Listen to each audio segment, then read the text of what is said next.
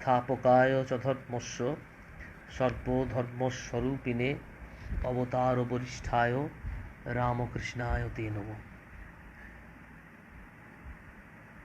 ঠাকুর মা স্বামীজির চরণে সশ্রদ্ধ প্রণাম জানাই।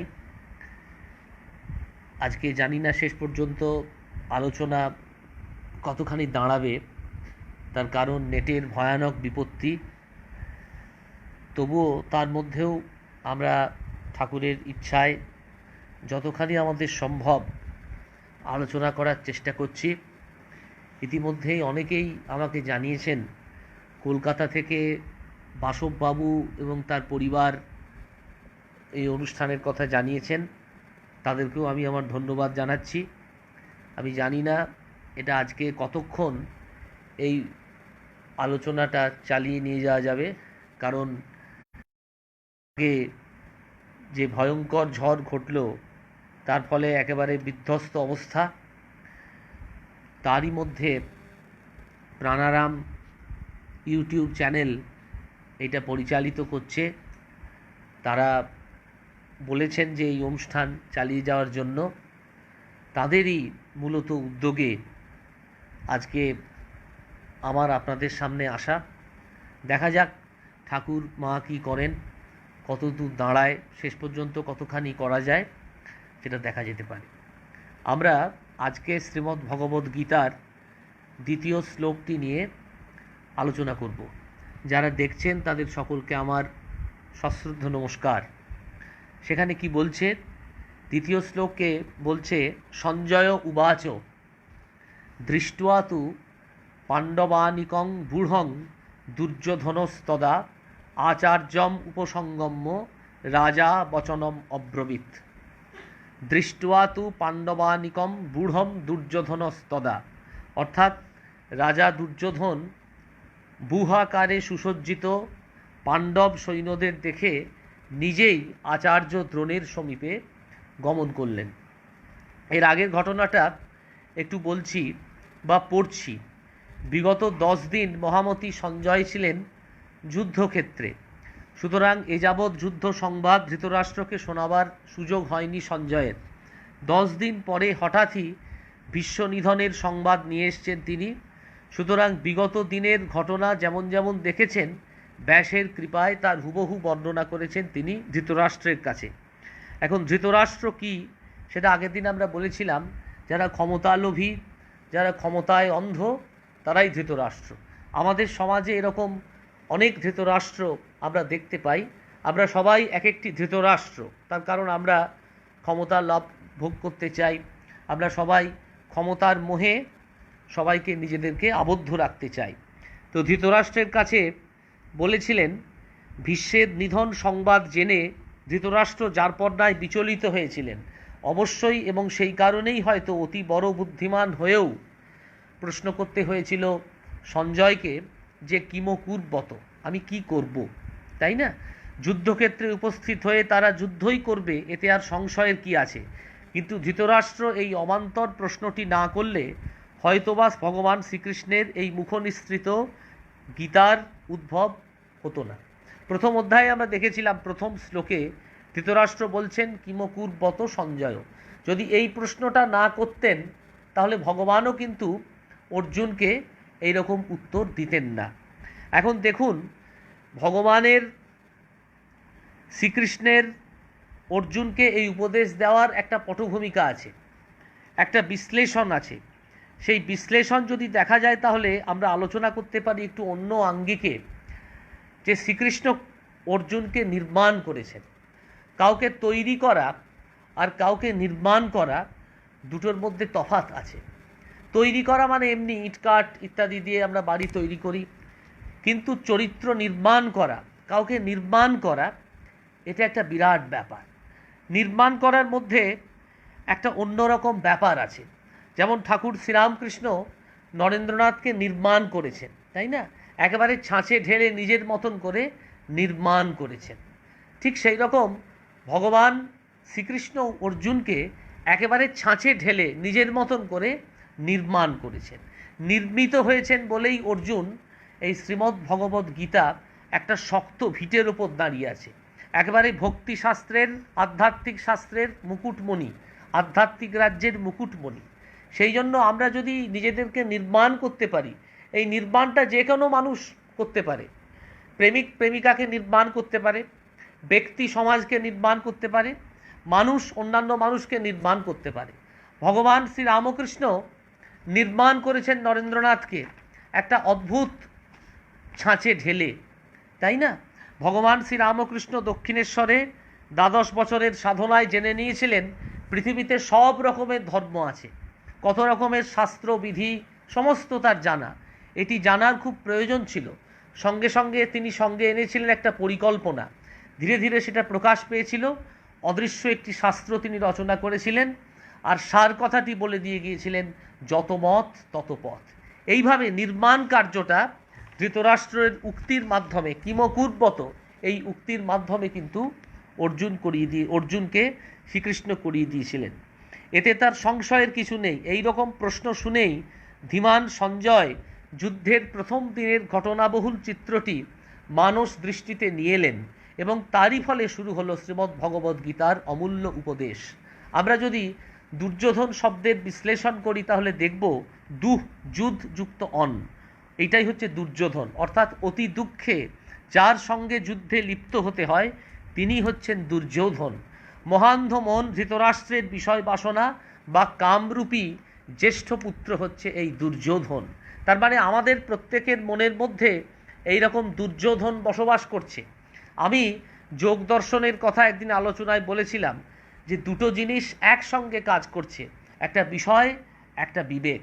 একটা বিষয় একটা বিবেক, দুটো একই সঙ্গে কাজ করছে। ঠিক সেই রকম আমাদের মনের মধ্যে অর্জুনও একই সঙ্গে কাজ করছে, আবার একই আমাদের মনের মধ্যে দুর্যোধনও একই সঙ্গে কাজ করছে। ধৃতরাষ্ট্রের যে বিষয় বাসনা বা কামরূপী জ্যেষ্ঠ পুত্র, সেটাই হচ্ছে দুর্যোধন। এখন দ্রোণাচার্যকে না, দ্রোণাচার্য হচ্ছেন আচার্য শব্দের অর্থ হচ্ছেন গুরু, এবং গুরু শব্দের বিশ্লেষণ আমি আগে করেছিলাম, এখন আর ডিটেলসে সেই বিশ্লেষণ করব না বা সময়ও নেই। গুরু হচ্ছেন তিনি যিনি শাস্ত্র জ্ঞানী, এবং এই জ্ঞান যিনি অনেক বিতরণ করেন এবং নিজেও তার নিজের জীবনেও সেটাকে তিনি অ্যাপ্লাই করেন, তিনি হচ্ছেন গুরু। আচারে স্থাপয়ত্যপি। আমাদের ভারতবর্ষের ভক্তিশাস্ত্র, ভারতবর্ষের শাস্ত্র গুরুকে এই রকম একটা মর্যাদায় দিয়েছে যে গুরু হচ্ছেন সেই রকম যিনি যা যা আচরণ করেন, যা যা আচরণ তিনি করেন সেগুলো তার নিজের জীবনে তিনি প্রতিফলন করেন। ঠাকুর শ্রীরামকৃষ্ণ বলছেন স্বামীজিকে যে ঠাকুর নিজেই ভক্তদের বলছেন, সাধুকে দিনে দেখবি রাত্রে দেখবি, তবে তাকে বিশ্বাস করবি সাধু অপরকে যা শিক্ষা দেয় তা নিজে পালন করে কিনা, তা লক্ষ্য করে দেখবি যার কথায় এবং কাজে মনে এবং মুখে মিললেই তাকে কখনো বিশ্বাস করবি না। শ্রীরামকৃষ্ণ বারবার বলছেন মন মুখ এক করা।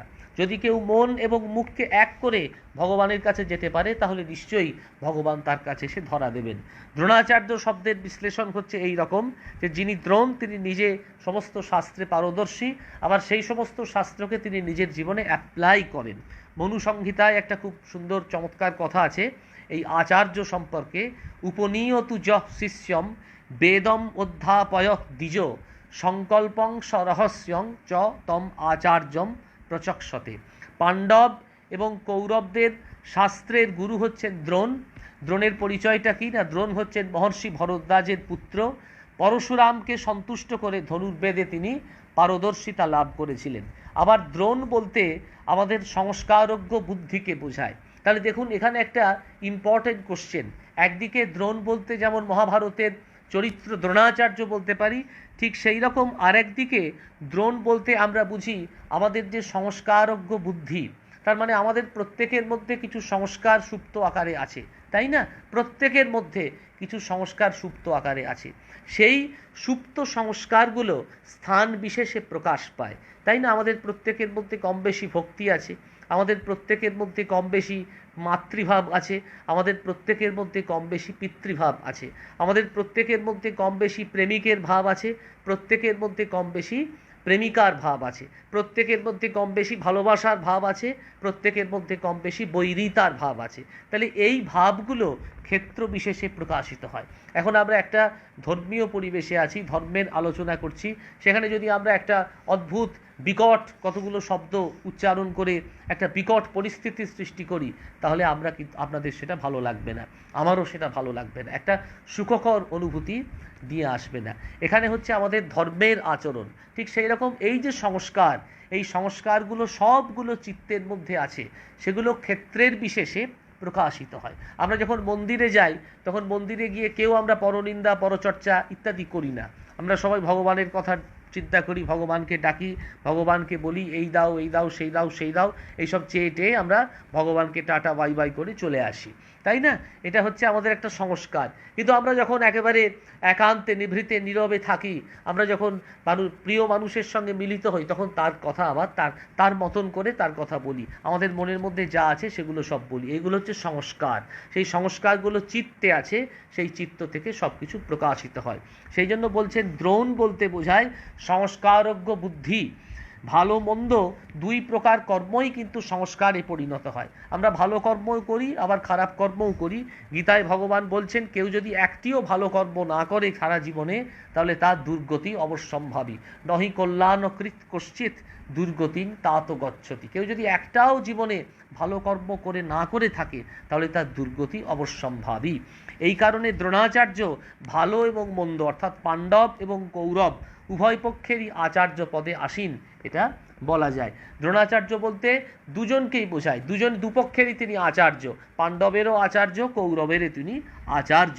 এইটি হচ্ছে দ্বিতীয় শ্লোকের বিষয়বস্তু। এবার আমরা তৃতীয় শ্লোকে প্রবেশ করব। পশ্যৈতাং পাণ্ডুপুত্রানাম আচার্য মহতিং চমুম বুঢ়াং দ্রুপদ পুত্রেণ তব শিষ্যেন ধীমতা। হে পাণ্ডুপুত্রগণের আচার্য, আপনার ধীমান শিষ্য দ্রুপদ পুত্র ধৃষ্টদ্যম্নু যে বিশাল পাণ্ডুপক্ষীয় সৈন্য সমাবেশ পুরকারে সজ্জিত করেছেন, তা একবার দেখুন। আমরা যদি মহাভারতের ঘটনা দেখি, তাহলে দেখতে পাব যে মহর্ষি ব্যাসের ঔরসে অম্বালিকার গর্ভে জন্ম হয়েছিল পাণ্ডুর, তাই তো? ব্যাসদেবকে দেখে অম্বালিকা বিবর্ণ হয়ে পড়েছিলেন, সেই জন্য ব্যাসদেবের সঙ্গে মিলনে পাণ্ডুবর্ণের বিবর্ণ পুত্র জন্মেছিল। এবার আমরা ব্যাখ্যাটা যদি আলোচনা করি, তাহলে দেখব মহর্ষি ভরদ্বাজ যেমন ঘৃতাচি দর্শনে মুগ্ধ হয়ে দ্রোণের জন্ম দিয়েছিলেন, সেই সময়ই ভরদ্বাজ সখা পৃষত দ্রুপদকে পুত্ররূপে লাভ করেন, দ্রুত পদ চালনা করেন, অর্থাৎ দ্রুত গমন করেন বলেই তিনি হচ্ছেন দ্রুপদ। দ্রুপদ পুত্র হচ্ছেন ধৃষ্টদ্যুম্ন। দ্রোণ এবং দ্রুপদের মধ্যে বাল্যকালে সখ্যতা ছিল। দ্রোণ এবং দ্রুপদ দুজনেরই বাল্যকালের মধ্যে বন্ধুত্ব ছিল, সখ্যতা ছিল, কিন্তু সখ্যতা পরবর্তীকালে শত্রুতায় পর্যবসিত হয়। এই পূর্বশত্রুতা স্মরণ করিয়ে দেওয়ার জন্যই ধৃষ্টদ্যুম্ন শব্দগ্রহণ না করে দ্রুপদ পুত্র পদের ব্যবহার করেছেন। দ্রোণ এবং দ্রোণপুত্র অশ্বত্থামা দুর্যোধনের পক্ষে আছেন, আর দ্রুপদ এবং দ্রুপদ পুত্র ধৃষ্টদ্যুম্ন আছেন পাণ্ডব পক্ষে। দেখুন, এই শ্লোকটা দিয়েই কিন্তু একটা যুদ্ধের পরিস্থিতি সৃষ্টি হয়ে গেল। এই শ্লোকটা দিয়েই একটা যুদ্ধের পরিস্থিতির ঘোষণা করে দিলেন ব্যাসদেব। কি বলছেন? একদিকে দ্রোণ এবং দ্রোণপুত্র অশ্বত্থামা, একদিকে আছেন দ্রোণ এবং দ্রোণপুত্র অশ্বত্থামা, আরেকদিকে তারা আছেন দুর্যোধনের পক্ষে, আর দ্রুপদ এবং দ্রুপদ পুত্র ধৃষ্টদ্যুম্ন তিনি আছেন পাণ্ডব পক্ষে। আমি আগের দিন আলোচনা করেছিলাম যে কৃষ্ণ যখন বসে আছেন, কৃষ্ণের কাছে দুজন গেলেন, একজন হচ্ছেন দুর্যোধন, আরেকজন হচ্ছেন অর্জুন। কৃষ্ণ বসে আছেন, কৃষ্ণ জিজ্ঞেস করছেন যে তুমি কাকে চাও? কৃষ্ণ অর্জুনকে বলছেন, অর্জুন বলছেন আমি আপনাকে চাই, কারণ কৃষ্ণ হচ্ছেন ব্রহ্মপক্ষ, এই ব্রহ্মপক্ষের কোনো পরিবর্তন নেই।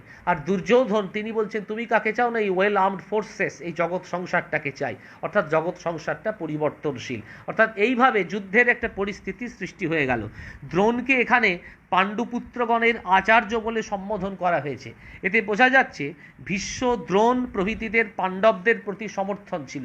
অর্থাৎ দেখুন, মহাভারতের একটা বাক্যই হচ্ছে যত ধর্ম তত জয়।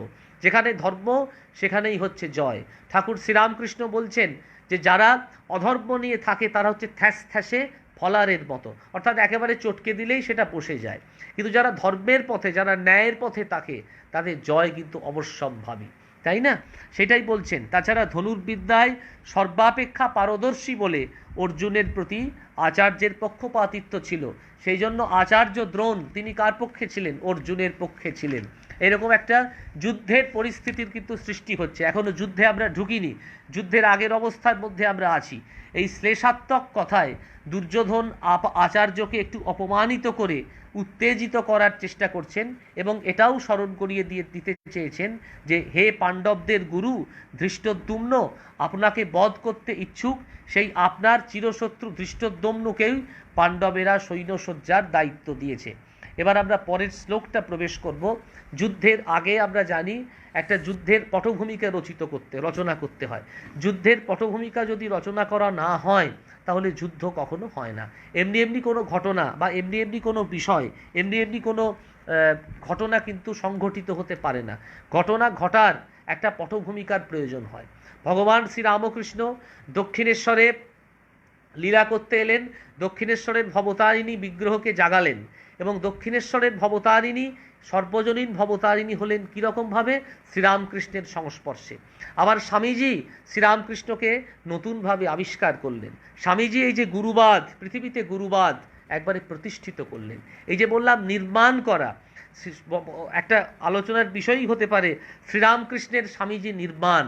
শ্রীরামকৃষ্ণ কেমন করে স্বামীজিকে নির্মাণ করেছেন এটা একটা আলোচনার বিষয় হতে পারে। বা আরেকদিন আলোচনার বিষয় হতে পারে শ্রীকৃষ্ণের অর্জুনকে নির্মাণ। শ্রীকৃষ্ণ কীরকমভাবে অর্জুনকে নির্মাণ করেছেন, এই নির্মিত হওয়াটা, ছাঁচে ফেলে একেবারে নির্মিত হওয়া, সেটাই হচ্ছে আসল কথা। এবার কি করে নির্মাণ করছেন সেটা দেখি। অত্র সুরা মহেশু আশা ভীমার্জুন সমায়ুধি যুযুধান বিরাটস্য দ্রুপদস্য মহারথ।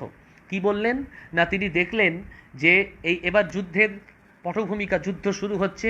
কীরকম দেখলেন না, 3টি শ্লোকে আমরা দুর্যোধন আচার্য দ্রোণের নিকট পাণ্ডব পক্ষীয় প্রধান প্রধান বীরগণের নাম ঘোষণা করলেন, যারা অনেকেই আচার্য দ্রোণের শিষ্য, বন্ধু অথবা বন্ধুপুত্র।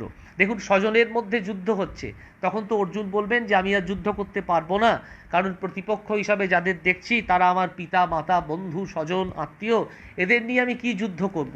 তারই একটা পটভূমি, তার একটি কনটেক্সট, তার একটা গৌড়চন্দ্রিকা কৃষ্ণ রচনা করছেন অর্জুনকে দিয়ে। অত্র সুরা মহেশু আশা ভীমার্জুন সমায়ুধি যুযুধান বিরাটশ্চ দ্রুপদশ্চ মহারথ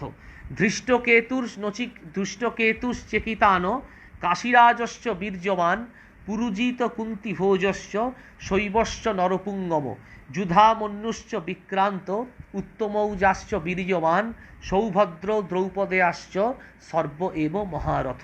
এবার কি বললেন না, এই বীর পুত্রগণ হলেন কারা? ভীম, অর্জুন, যুযুধান বা দ্বারকাবাসী, সাত্যকী, বিরাট, দ্রুপদ, ধৃষ্টকেতু, চেকিতান, কাশীরাজ, পুরুজিত, কুন্তিভোজ, শৈব, যুধামন্য, উত্তমৌজ, অভিমন্যু, দ্রৌপদীর পঞ্চপুত্র মানে যুধিষ্ঠিরের পুত্র, ভীম পুত্র সুতোষম, অর্জুন পুত্র সুতকর্মা ইত্যাদি ইত্যাদি। তার মানে দেখুন, আমি ডিটেলসে না গিয়ে যেটা বলতে চাইছি সেটা হচ্ছে এইটা, প্রতিপক্ষ হিসাবে যাদের দেখছি তারা হচ্ছে আত্মীয়, বন্ধু, স্বজন। অর্থাৎ এইটাই হচ্ছে আমাদের ধর্মজীবনের আসল কথা, যে প্রত্যেক মুহূর্তে আমাদের সংগ্রাম কিন্তু আসছে এবং সেই সংগ্রামগুলো কিন্তু একেবারে আমাদের ভেতর থেকেই আসছে, তাই না? যদি আমরা আত্মশক্তির জাগরণ না ঘটাতে পারি, যদি আমরা নিজের শক্তির জাগরণ না ঘটাতে পারি, তাহলে কিন্তু প্রত্যেক মুহূর্তে আমাদের এই সংগ্রামের মুখোমুখি হতে হবে। ঠাকুর শ্রীরামকৃষ্ণ বলেছেন যে দেখো, 3টে অভ্যাস, প্র্যাকটিস, 3টে জিনিস তোমাকে পালন করতে হবে। একটা হচ্ছে সৎ জীবন, জীবনটা তোমার সৎ হতে হবে। তুমি যেমনভাবে জীবন পরিচালিত করো না কেন, জীবনের দৃষ্টিটা তোমাকে একমুখী দৃষ্টি হতে হবে, সৎ জীবন। 2 হচ্ছে স্বচ্ছ দৃষ্টি, আর 3 হচ্ছে প্রয়োজনীয় আত্মসংযম বা আত্মবিশ্বাস।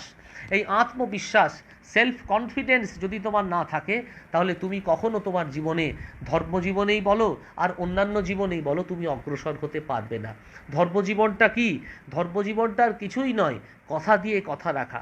যদি কাউকে কারোর কাছে কথা দাও, তাহলে তুমি প্রতিশ্রুতিবদ্ধ, সেই কথাকে তোমাকে পূরণ করতে হবে। সে তোমার সংসারী মানুষের সংসারের কাছে কথা দিতে পারো, পতির সতীর কাছে কথা হতে পারে, সতীর পতির কাছে কথা হতে পারে, প্রেমিকের প্রেমিকার কাছে কথা হতে পারে, প্রেমিকার প্রেমিকের কাছে কথা হতে পারে, ব্যক্তির সমাজের কাছে কথা হতে পারে, সমাজের ব্যক্তির কাছে কথা হতে পারে, সমষ্টির ব্যক্তির কাছে কথা হতে পারে, ব্যক্তির সমষ্টির কাছে কথা হতে পারে। কথা দিয়ে কথা রাখা, এইটাই হচ্ছে ধর্ম। এবং এই ধর্মজীবনে কথা দিয়ে কথা রাখতে গেলে তিনটে জিনিসের প্রয়োজন। একটা হচ্ছে সৎ জীবন, দুই হচ্ছে স্বচ্ছ দৃষ্টি, আর তিন হচ্ছে প্রয়োজনীয় আত্মবিশ্বাস। এই তিনটে আত্মবিশ্বাস, এই তিনটে পটভূমিকায় যুদ্ধের পটভূমিকা রচনা করছেন। অতএব কৃষ্ণ কিন্তু আস্তে আস্তে অর্জুনের মনে আত্মবিশ্বাসের জাগরণ ঘটাতে চাইছেন। সেই জন্যই প্রতিপক্ষ হিসাবে ওই আত্মীয় স্বজন, বন্ধু বান্ধব এদেরকে দেখতে পাচ্ছেন, এদেরকে দেখাচ্ছেন যে দেখো, তুমি যাদের নিয়ে ঘর সংসার করছো তারা কেউ নয়, তারা সবাই হচ্ছে, তাদের প্রত্যেকের সঙ্গে তোমার সংগ্রাম প্রতি মুহূর্তে, প্রত্যেকের সঙ্গে সংগ্রাম তোমার প্রত্যেকটি ক্ষণে ক্ষণে, তাদের সঙ্গে সংগ্রাম করেই তোমাকে বেঁচে থাকতে হবে। তারপরে আস্তে আস্তে আস্তে আস্তে আস্তে আস্তে আস্তে আস্তে বিরাটত্বের প্রকাশ ঘটাচ্ছেন, আস্তে আস্তে আস্তে আস্তে আস্তে আস্তে একেবারে অনন্তের প্রকাশ ঘটাচ্ছেন। সেইটা শাস্ত্রবিদ্যা এবং শাস্ত্রজ্ঞানে নিপুণ অসাধারণ বীরকে বলা হয় মহারথী, এবং যিনি একাই 10,000 যোদ্ধাকে পরিচালনা করার ক্ষমতা রাখেন, বা একাই 10,000 ধনুর্ধারীর সঙ্গে যুদ্ধ করতে পারেন, তিনিই হচ্ছেন আসল মহারথী। সেটাই অর্জুনকে বলছেন। তার পরেরটা কি আছে? অস্মাকস্তু বিশিষ্টা ইয়ে তান নিবোধ দীয়োত্তম নায়কা সমসৈন্যস্য সংগার্থং তাং ব্রবীমিতে। আমাদের পক্ষে আছেন স্বয়ং আপনি, পিতামহ ভীষ্ম, যুদ্ধজয়ী কৃপাচার্য, কর্ণ, অশ্বত্থামা, বিকর্ণ, সোমপুত্র, ভূরিশ্রবা, জয়দ্রথ। অর্থাৎ আমাদের আর ভয় কোথায়? আমাদের আর ক্ষয় কিসে? আমাদের হারাবার ভয় কি? কারণ আমাদের পক্ষে তো আমাদের পক্ষেই তো একেবারে পাল্লা ভারী, আমাদের দিকেই সবাই আছেন, তাই আমাদের জয় হচ্ছে অবশ্যম্ভাবী। এখানেই মহাভারতকার একটা বার্তা দিলেন, যত ধর্ম তত জয়। যেখানে ধর্ম সেখানেই জয়, ধর্ম যেখানে আছে সেখানে জয় একেবারে অবশ্যম্ভাবী। এই যে একটা অসাধারণ দৃষ্টান্ত, একটা অসাধারণ দৃষ্টান্ত পৃথিবীর বুকে স্থাপন করলেন ভগবান শ্রীকৃষ্ণ, যে যেখানে ধর্ম আছে সেখানেই জয় আছে। ধর্মটা কিছুই নয়, ধর্মটা হচ্ছে যেটা আমাদের ধারণ করে। প্রথমে বললাম কথা দিয়ে কথা রাখা, আরেকটা হচ্ছে ধারণ করা, সত্য, ধৃতি, ক্ষমা, অস্তেয়, এগুলো যাদের মধ্যে আছে তারাই হচ্ছে ধার্মিক। সত্য মানে কি? সত্য মানে হচ্ছে যে একেবারে যেটা একেবারে চিরকালের জন্য যেটা একেবারে সত্য, সেইটার পথে থাকা। ঠাকুর শ্রীরামকৃষ্ণদেব যখন মায়ের দেখা পেলেন তখন একটা কথা বলেছিলেন যে আমার ধর্ম নাও, অধর্ম নাও, জ্ঞান নাও, অজ্ঞান নাও, সব কিছু তুমি নিয়ে নাও, কিন্তু সত্যটাতে আমাকে চিরকালের জন্য প্রতিষ্ঠিত করে রাখো। Truth is beauty, beauty truth. সত্যটাই হচ্ছে সুন্দর, সুন্দরটাই হচ্ছে সত্য। দুই হচ্ছে কি? অস্তেয়। অস্তেয় মানে পরের দ্রব্যে চুরি না করা। এটা আমরা সবাই যারা একটু সফিস্টিকেটেড মানুষ তারা হয়তো সিঁধ কেটে ঘরে ঢুকে চুরি করি না, কিন্তু ভাবের ঘরে চুরি করি, তাই না? কেউ ধরুন একটু খুব সুন্দর জিনিসপত্র কিনেছে, আমরা চোখ টাটাই ওর কী করে জিনিসটা হলো। বা ধরুন কেউ নিজের চেষ্টায় চাকরি পেয়েছে, প্রতিবেশী তখন বলে যে না না ও কী করে চাকরি পেলো, হয়তো কোনো ঘুষটুস দিয়ে চাকরি পেয়েছে, বা নিজের চেষ্টায় হয়তো ভালো ভালো জামা কাপড় পরছে, সে হয়তো সুন্দর সুন্দর স্থানে যাচ্ছে, চোখ টাটাচ্ছে, হাঁ করে দেখছি যে ও কীভাবে এরকম জায়গায় যাচ্ছে। এইটাই হচ্ছে ভাবের ঘরে চুরি করা, অস্তেয়। এখান থেকে আমাদের বেরিয়ে আসতে হবে। স্তেয় মানে চুরি না করা, অস্তেয়। তিন হচ্ছে কি?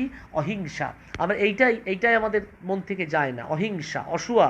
এটা আমাদের ধর্মজীবনের প্রধান স্তম্ভ হচ্ছে অসূয়া, অহিংসা, কারোর প্রতি হিংসা না করা, তাই না? এইগুলোই হচ্ছে ধর্মজীবনের প্রধান উপায়। তাই বলছেন আমরা আস্তে আস্তে এগোবো, তার কারণ আমাদের প্রতিপক্ষ হিসাবে যারা আছেন তারা হচ্ছেন সবাই ধর্মের ধ্বজা ওপরের দিকে বইয়ে নিয়ে চলেন। এছাড়া আরও অনেক শস্ত্রধারী যুদ্ধ বিশারদ আমার পক্ষে আছেন, যারা আমার জন্য জীবন উৎসর্গ করতে প্রস্তুত। একথা বলছেন কে? অর্জুন বলছেন। তারপরে কি বলছেন? অপর্যাপ্তং তদ অস্মাকং বলং ভীষ্মাভিরক্ষিতম পর্যাপ্তং দিত এতেষাং বলং ভীমাভিরক্ষিতম। ভীষ্ম কর্তৃক অভিরক্ষিত আমাদের সৈন্যবল হচ্ছে অপরিমিত। ভীষ্ম যেটা আমাদের দিচ্ছেন সেটা হচ্ছেন অপরিমিত। এই ভগবান যাকে দেন তিনি হচ্ছেন, তার দেওয়ার কোনো শেষ নেই। আর ভগবান যাকে দেন সে একবারে ছপ্পর ফারকে তাকে দেন, আর সমাজ যাকে দেয় সেই দেওয়া কিন্তু শেষ হয়ে যায়। একটা খুব সুন্দর গল্প আছে যে একজন ব্যক্তি, একজন রাজা এক রাজার কাছে দুজন লোক থাকে। একজন লোক কেবল রাজারই প্রশস্তি করে, আর একজন লোক কেবল বলে রাজাটা যা কিছুই নয়, ভগবান যাকে রাজা করেছেন তার কৃপাতে রাজা হয়েছে, আর যেই চলে যাবে ভগবানের হাত যেই চলে যাবে রাজাও অমনি প্রজা হয়ে যাবে।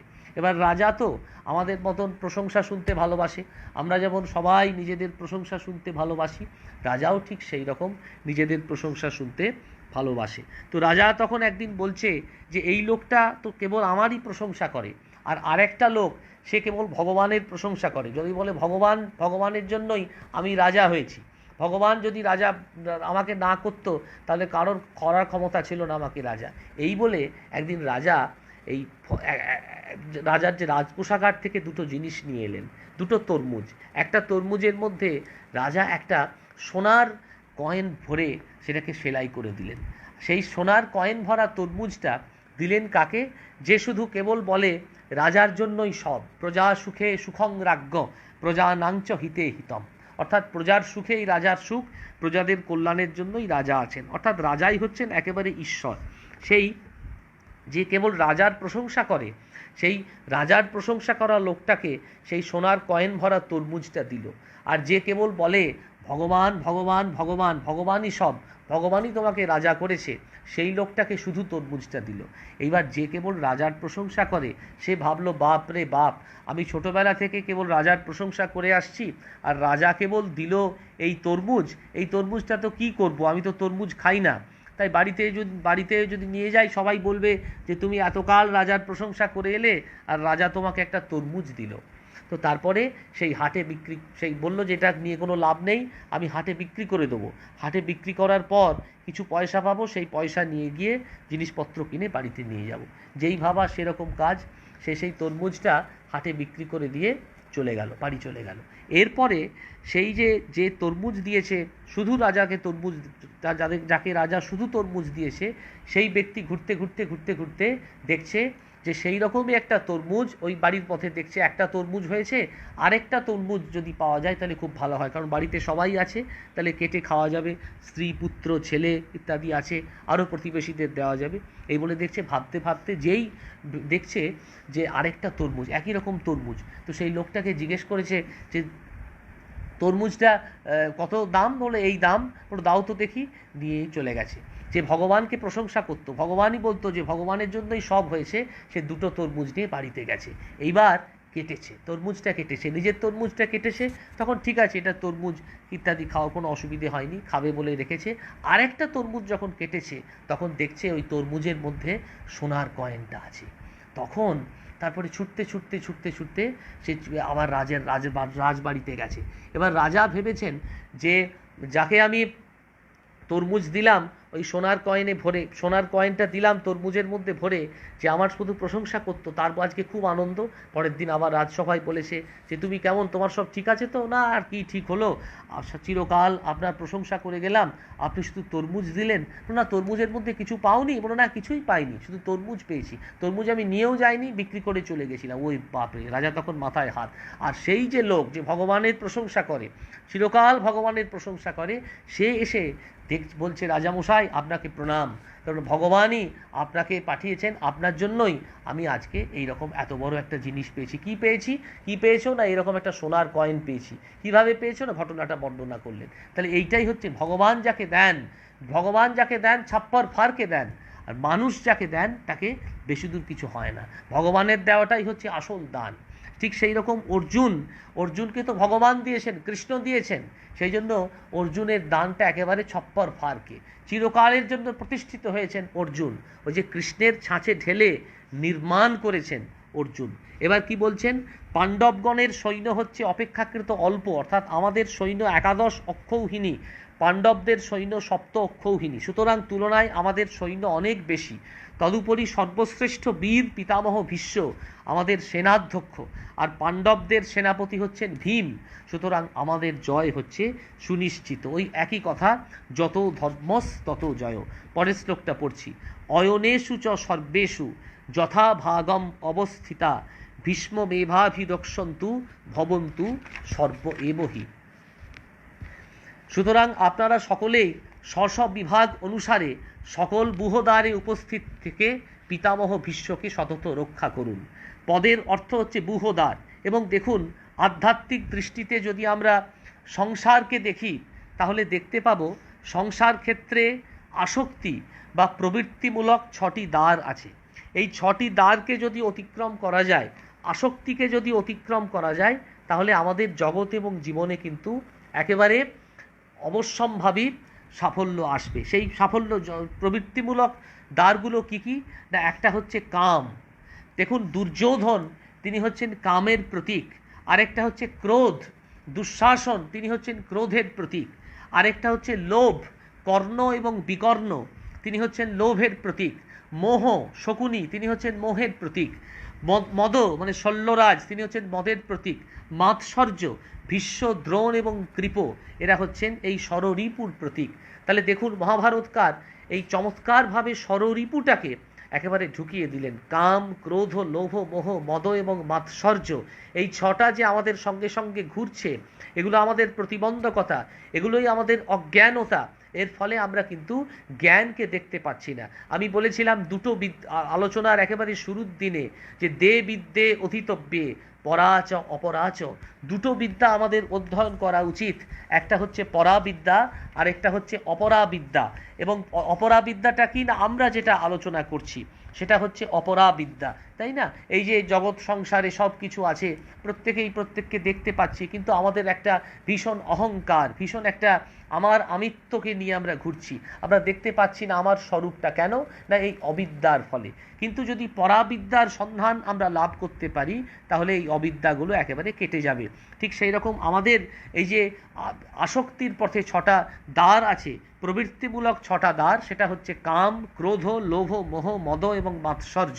এই 6টা হচ্ছে আমাদের আসক্তি। আর নিবৃত্তিমূলক কতগুলো, একটা হচ্ছে প্রবৃত্তি, আরেকটা হচ্ছে নিবৃত্তি। ওই যে পাশাপাশি একই সঙ্গে পাশাপাশি যাচ্ছে, শয়তানও পাশাপাশি যাচ্ছে আর ভালো মানুষও পাশাপাশি যাচ্ছে। একই পাশে শয়তানও উঠেছে, ভালো মানুষও উঠেছে। শয়তানকে আমরা আগে ট্রেস করতে পারি, তারপরে ভালো মানুষকে অনেক পরে ট্রেস করতে পারি। ঠিক সেই রকম শয়তান যেমন আছে, ভালো মানুষও সেরকম আছে। নিবৃত্তিমূলক বুহদ্বারগুলি, যাদের রক্ষক পাণ্ডব, সেগুলো কি কি? ক্ষিতি বা সম, তারা হচ্ছেন সহদেব। অপ বা দম, সেটা হচ্ছে নকুল। তেজ অর্থাৎ তিতিক্ষা, এটা হচ্ছে অর্জুন। মরুত বা উপরতি, এটা হচ্ছেন ভীম। বোম বা শ্রদ্ধা, তিনি হচ্ছেন যুধিষ্ঠির। আর কুটস্থ চৈতন্য বা সমাধান, তিনি হচ্ছেন শ্রীকৃষ্ণ। একবারে উপরে শ্রীকৃষ্ণ বসে আছেন। শ্রীকৃষ্ণ আস্তে আস্তে আস্তে আস্তে সব শাখাগুলো চারিদিকে ছড়িয়ে দিচ্ছেন। ঊর্ধ্বমূল অধঃশাখম পরবর্তীকালে শ্লোকে আছে। একবারে বটবৃক্ষের মতন কৃষ্ণ বসে আছেন, আর তিনি ভালোও ছড়াচ্ছেন, মন্দও ছড়াচ্ছেন, ঠিকও ছড়াচ্ছেন, বেঠিকও ছড়াচ্ছেন, আস্তে আস্তে ভুলও ছড়াচ্ছেন, মন্দও ছড়াচ্ছেন। কিন্তু আমাদের দেখে নিতে হবে কোন জিনিসটা আমরা নেব। তাই আদান এবং প্রদান, এই দুটো জিনিসে আমাদের প্রথম দেখে রাখতে হবে। আদান এবং প্রদান, conversation, dialogue is the best means, তাই না, টু শর্ট আউট ডিফারেন্সেস। আমাদের আলোচনার মাধ্যমে ডিফারেন্সগুলো, আমাদের ত্রুটি এবং বিচ্যুতিগুলোকে ধরে রাখতে হবে। ঠাকুর শ্রীরামকৃষ্ণ প্রথমেই নরেন্দ্রনাথের সঙ্গে অনেক আদান প্রদান করেছেন। প্রথমেই নরেন্দ্রনাথ যে শ্রীরামকৃষ্ণকে মেনেছেন তা কিন্তু নয়। প্রথমে নরেন্দ্রনাথ শ্রীরামকৃষ্ণকে বাজিয়েছেন, আস্তে আস্তে আস্তে আস্তে আস্তে আস্তে বাজিয়েছেন। তারপরে একেবারে যখন প্রেমের আগুনে ভস্মীভূত হয়েছেন নরেন্দ্রনাথ, তখনই শ্রীরামকৃষ্ণকে একেবারে শ্রীরামকৃষ্ণের কাছে সর্বস্ব সমর্পণ করেছেন। প্রথমে নরেন্দ্রনাথ যখন আস্তে আস্তে শ্রীরামকৃষ্ণকে মেনেছেন, তখন কিন্তু শ্রীরামকৃষ্ণ দিনের পর দিন তার সঙ্গে কথা বলছেন না। তবুও নরেন্দ্রনাথ আসছেন। শ্রীরামকৃষ্ণ একদিন জিজ্ঞেস করছেন নরেন্দ্রনাথকে যে তুই বারবার আসিস কেন? আমি তো প্রত্যেক দিন তোর সঙ্গে কথা বলি না, তাও তুই আসিস কেন? তখন শ্রীরামকৃষ্ণকে নরেন্দ্রনাথ বলছেন, আমি তোমাকে ভালোবাসি বলে আসি। এই যে ভালোবাসি বলে আসি, এইটাই হচ্ছে আসল কথা। পরবর্তীকালে বলছেন, ঠাকুর শ্রীরামকৃষ্ণ বলছেন যে মা বললেন তুই ওর ভেতর নারায়ণকে দেখতে পাস, তাই ওকে ভালোবাসিস। তা যেদিন না দেখতে পাবি, সেদিন ওর মুখও দেখতে পারবি না। এই যে মানুষের মধ্যে নারায়ণকে দেখা, শ্রীরামকৃষ্ণ দেখিয়েছেন মানুষের মধ্যে নররূপে নারায়ণ। যেটা পরবর্তীকালে স্বামীজি করলেন, যত্র জীব তত্র শিব, জীব জ্ঞানে শিবক জ্ঞানে জীব সেবা। এই যে মানুষের মধ্যে নারায়ণ, মানুষকে ভালোবাসো, এইটাই কৃষ্ণ বার্তা দিলেন অর্জুনের মাধ্যমে, যত্র জীব তত্র শিব। পরবর্তীকালে শ্রীরামকৃষ্ণ এসে একেবারে মিলিয়ে দিলেন মানুষের মধ্যে নারায়ণকে দেখা। শ্রীরামকৃষ্ণ যাচ্ছেন মথুরবাবুর সঙ্গে কাশীতে। মথুরবাবু ওই সেলুন কারে শ্রীরামকৃষ্ণকে নিয়ে যাচ্ছেন। শ্রীরামকৃষ্ণ একটা জায়গায় দাঁড়িয়ে গেলেন এবং বললেন যে আমি কাশী যাব না। তার কারণ কি? কাশী যাব না কেন? না, রাস্তায় যারা বুভুক্ষু, যারা দরিদ্র, যারা হতভাগ্য, তারা বসে আছে, এদেরকে যদি মথুরবাবু তুমি না খাওয়াও তাহলে আমি কাশী যেতে পারবো না, কারণ এরাই হচ্ছে আমার সচল বিশ্বনাথ। এদেরকে বাদ দিয়ে কখনো বিশ্বনাথ দর্শন আমার হতে পারে না। এই কয়েকদিন আগে শিবরাত্রি গেল। এই শিবরাত্রির দিনে একজন রামকৃষ্ণ মিশনের মহারাজ, তিনি বেনারস গিয়েছিলেন। তিনি যখন বেনারস থেকে ফিরে এলেন, তাকে আমি জিজ্ঞেস করলাম যে আপনি বেনারস গেছিলেন, কেমন দর্শন হলো? বললেন আমার খুব ভালো দর্শন হয়েছে। কি মন্ত্রে বেনারসের শিবের উপাসনা করলেন? তখন বললেন একটা চমৎকার মন্ত্র, সেই মন্ত্রটা আমি বলছি। আশাং বিহায় পরিহৃত্য পরস্য নিন্দাং পাপে রতিঞ্চ মনস্য মাধৌ আধায় হৃদপদ্মগতং পরেশং বারাণসীং পুরপতিং ভজ বিশ্বনাথ। আবার লাইনটা আমি বলছি, আশাং বিহায় পরিহৃত্য পরস্য নিন্দাং। আমরা ভগবানের কাছে যাই আশা নিয়ে, ভগবান সুখ দাও, ভগবান শান্তি দাও, ভগবান পরিবারটা যেন বাঁচে, ভগবান এই লকডাউনের মধ্যে আমিও যেন খেয়ে বেঁচে পড়তে থাকতে পারি, তাই না? আমার যেন পরিবারটা সুখে থাকে। আশাং বিহায়, এই সব বিহায় মানে ত্যাগ করে, আশাং বিহায়, সব আশা বিশ্বনাথের চরণে দিলাম। আশাং বিহায় পরিহৃত্য পরস্য নিন্দাং। আমাকে কত লোক আমার নিন্দা করে, সামনে আমাকে অনেকে বলে যে তুমি খুব ভালো, তুমি খুব ভালো, তুমি খুব ভালো, কিন্তু যেই আমি পেছনে তাকাই সঙ্গে সঙ্গে কত লোক বলে এর মতন বদমাইশ লোক আর হয় না। নিন্দা, প্রশংসা। আশাং বিহায় পরিহৃত্য পরস্য নিন্দাং পাপে রতিঞ্চ মনস্য মাধৌ। আমার মনের মধ্যে সব আছে, পাপ আছে, রতি আছে, সমাধি আছে, সব কিছু আছে। পাপ আছে, রতি আছে, ভালোবাসা আছে। আমার পাপ, আমার ভালোবাসা, আমার সমাধি, আমার মনে যা কিছু আছে সব দিলাম কাকে? বিশ্বনাথকে। পাপে রতিঞ্চ মনস্য মাধৌ আধায় হৃদপদ্মগতং পরেশং। এবার তুমি আমার হৃদয়ে বিরাজ করো। আধায় হৃদপদ্মগতং পরেশং বারাণসীং পুরপতিং ভজ বিশ্বনাথ। এই বিশ্বনাথকে বারাণসীর পুরপতি, বারাণসীর রাজা। বিশ্বনাথ কিন্তু কোনো সাধারণ মানুষ, দেবতা হয়ে সেখানে আবির্ভূত হননি, তিনি বারাণসীর রাজা হয়ে দেবতা হয়েছেন। ঠিক যেমন কৃষ্ণ একেবারে সারথি থেকে দেবতা হয়েছেন, দেবতা থেকে সারথি হননি, সারথি থেকে দেবতা হয়েছেন। এই যে ট্রান্সফরমেশন, ভাঙতে ভাঙতে গড়া আর গড়তে গড়তে ভাঙা, এই দুটো কিন্তু একই সঙ্গে চলে। আমরা সবাই ভাঙতে ভাঙতে গড়তে পারি, গড়তে গড়তে ভাঙতে পারি সবাই, তাই না? কিন্তু ভাঙতে ভাঙতে গড়া আর গড়তে গড়তে ভাঙা, এই দুটো জিনিস কিন্তু একই সঙ্গে চলে। গড়তে গড়তে আমরা সবাই ভেঙে দিতে পারি, একটা কনস্ট্রাকশন চলছে আমরা ভেঙে দিতে পারি, একটা জিনিস তৈরি হচ্ছে ঝড় এসে সেটাকে ভেঙে দিল। কিন্তু ভাঙতে ভাঙতে গড়া কজন পারে? কেউ পারে না। ভগবান শ্রীরামকৃষ্ণ পেরেছিলেন, কৃষ্ণ পেরেছিলেন। গড়তে গড়তে ভাঙা, ভাঙতে ভাঙতে গড়া। ভাঙতে ভাঙতে গড়তে পেরেছিলেন, গড়তে গড়তে ভাঙেননি। শ্রীরামকৃষ্ণ ভাঙতে ভাঙতে গড়েছিলেন, কৃষ্ণ ভাঙতে ভাঙতে গড়েছিলেন অর্জুনকে। এই যে নির্মাণ করা, সেটাই হচ্ছে আসল কথা। তাহলে একেবারে চৈতন্য বা সমাধান হচ্ছেন কে? শ্রীকৃষ্ণ। তিনি বসে আছেন একেবারে মগডালে, সেখান থেকে এই আস্তে আস্তে আস্তে আস্তে এতগুলো সব জিনিস বেরোচ্ছে। মহাভারতের অন্যত্র দুর্যোধন বলেছেন, ভীষ্ম, দ্রোণ প্রভৃতি আপনারা সব এমন মহারথী যারা সমস্ত সেনা সহ পাণ্ডবগণকে একা একাই জমালয়ে পাঠাতে পারেন, আর সমবেতভাবে আপনারা পাণ্ডবদের জমালয়ে পাঠাবেন, তাতে আর সংশয়ের কি আছে? সুতরাং এই জয় আমার নিশ্চিত। বারে বারে একই কথা, ধর্ম যেখানে সেখানেই জয়। পরের শ্লোকটা, তস্য কুরুবৃদ্ধ পিতামহ সিংহনাদং বিনোদ উচ্চই শঙ্খং দগ্ধৌ প্রতাপবান। আমরা জানি যুদ্ধের সময় 7 বাজে, তাই তো? তো যখন যুদ্ধ আসন্ন, এবার উচ্চস্বরে আস্তে আস্তে শঙ্খধ্বনি হচ্ছে। কুরুবৃদ্ধ প্রতাপশালী পিতামহ ভীষ্ম দুর্যোধনের আনন্দ নিধানের জন্য সিংহনাদের ন্যায় উচ্চস্বরে শঙ্খধ্বনি করলেন। এর মধ্যে অন্য কোনো অর্থ নেই। এবার শঙ্খধ্বনিটা কীরকম হলো, তত সংখ্যাশ্চ ভের্যশ্চ, সেই শঙ্খধ্বনির ফলে কি হলো না, পবন বানগ গোমুখা সহস্রৈব বানস্ত সশব্দ মূল অভবৎ।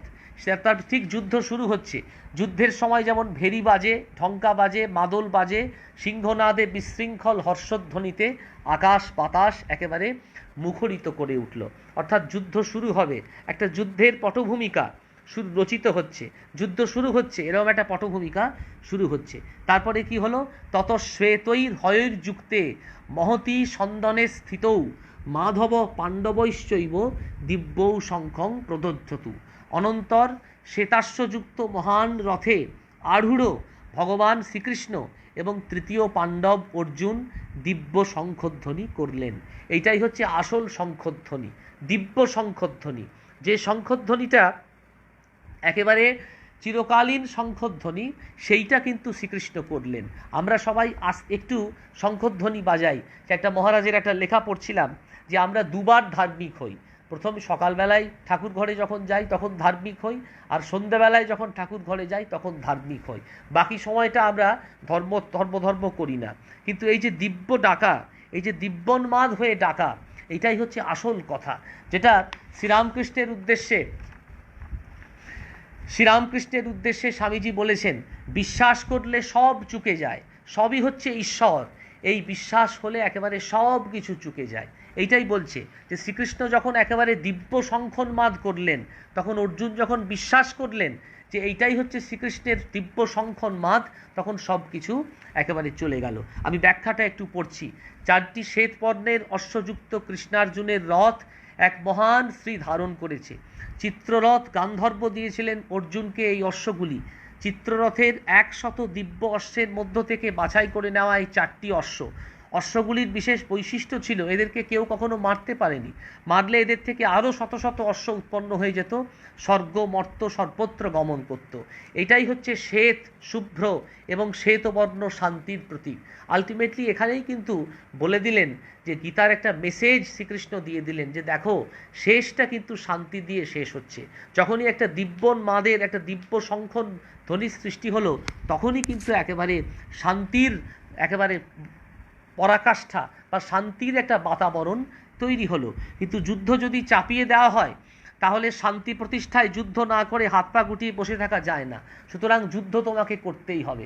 তারপরে কৃষ্ণের একটা অসাধারণ অমোঘ বাণী যে তুমি যুদ্ধ করো, তুমি হচ্ছে নিমিত্ত, তুমি তোমার সমস্ত ক্লীবতাকে আস্তে আস্তে আস্তে আস্তে দূরে সরিয়ে দিয়ে তুমি যুদ্ধ করো। তুমি যদি যুদ্ধে অগ্রসর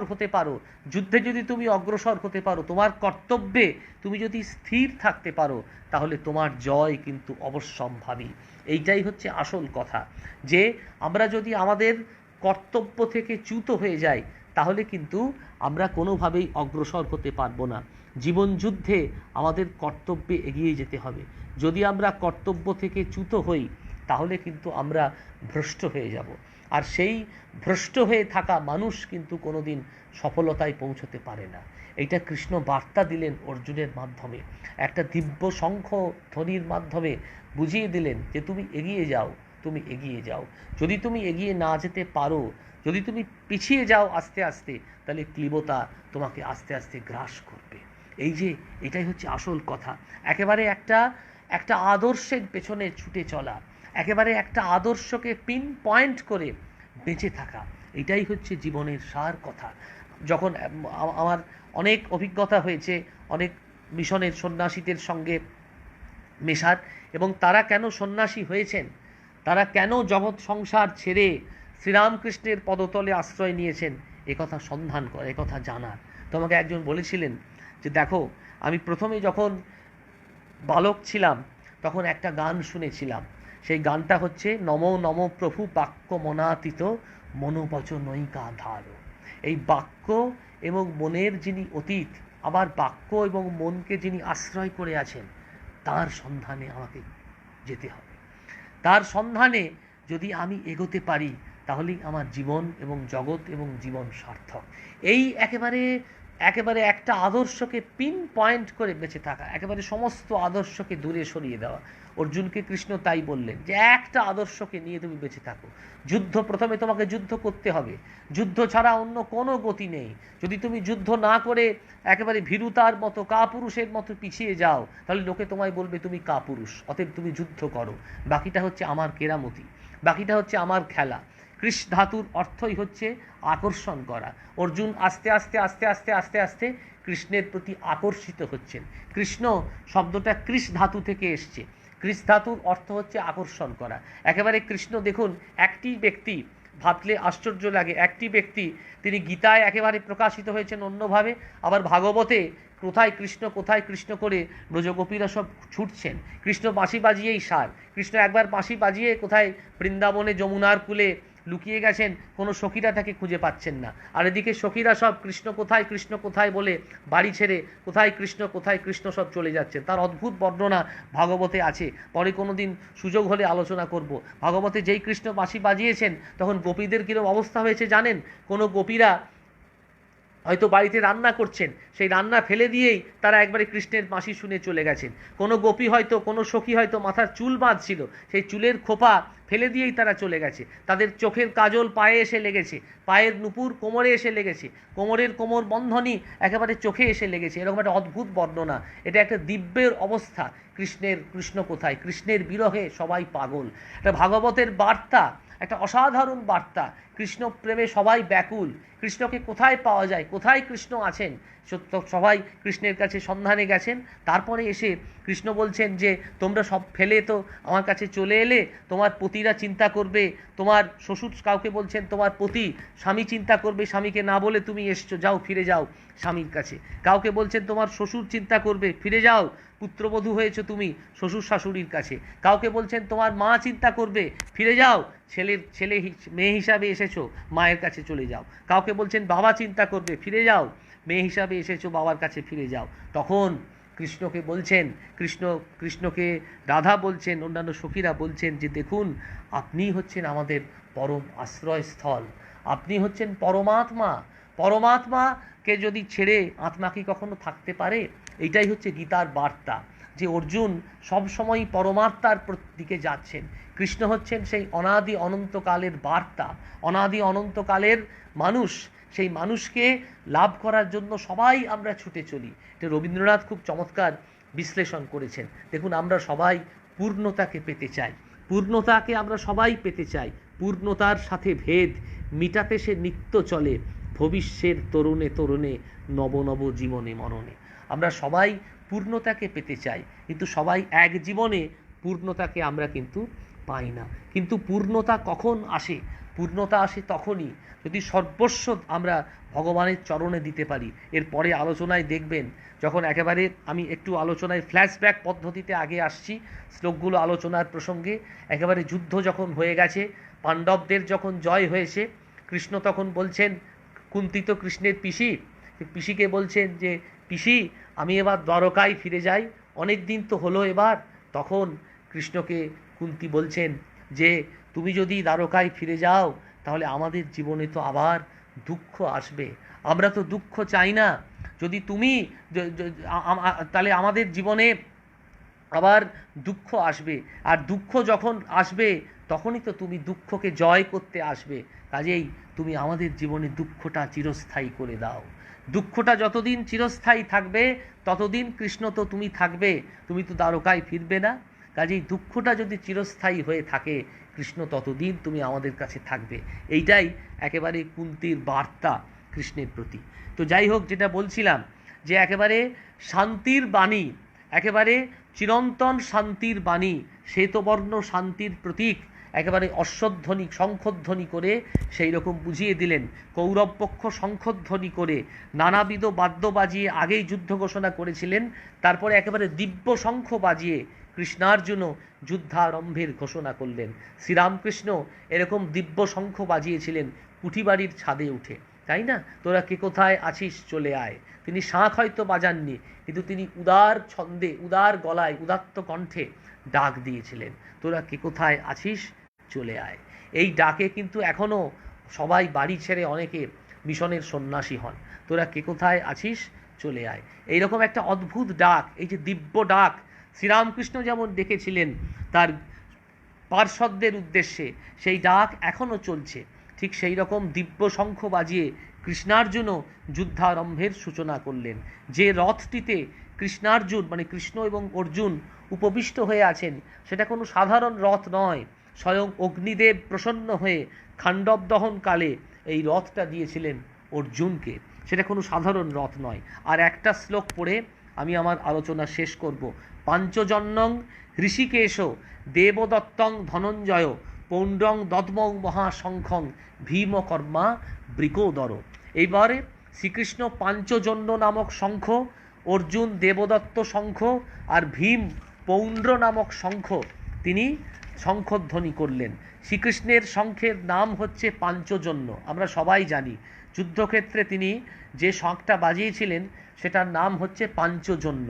এবার কেন পাঞ্চজন্য সেইটা বলে আমি আজকে আলোচনা শেষ করব। একদা গুরু শান্তিপনির পুত্রকে পঞ্চজন নামে এক দৈত্য উদরস্থ করে সমুদ্রে লুকিয়েছিল। শ্রীকৃষ্ণ পঞ্চজনকে বধ করে গুরুপুত্রকে উদ্ধার করেন। পঞ্চজন দৈত্য শঙ্খরূপে সমুদ্রে বাস করত। এই পঞ্চজনের অস্থি নির্মিত শঙ্খই হচ্ছে পাঞ্চজন্য। পঞ্চজন দৈত্য সে কোথায়, সমুদ্রে বাস করত, তার শরীরের অস্থি নির্মিত শঙ্খটাই হচ্ছে পাঞ্চজন্য। এবং সেই পাঞ্চজন্য সেটা কুরুক্ষেত্র সমরাঙ্গনে ভগবান বাজিয়েছিলেন। এই রকম শাঁখ কিন্তু এখনও বাজছে। শ্রীরামকৃষ্ণ এরকম শাঁখ বাজাচ্ছেন, স্বামীজি এরকম শাঁখ বাজাচ্ছেন, এরকম অনেক শাঁখ কিন্তু এখনও বাজছে। আমরা আমাদের অজ্ঞতাবশত সেই শাঁখ কিন্তু আমরা দেখতে পাচ্ছি না। এবং একটা শ্রীরামকৃষ্ণ একটা ঠাকুরের কথা দিয়ে শেষ করি।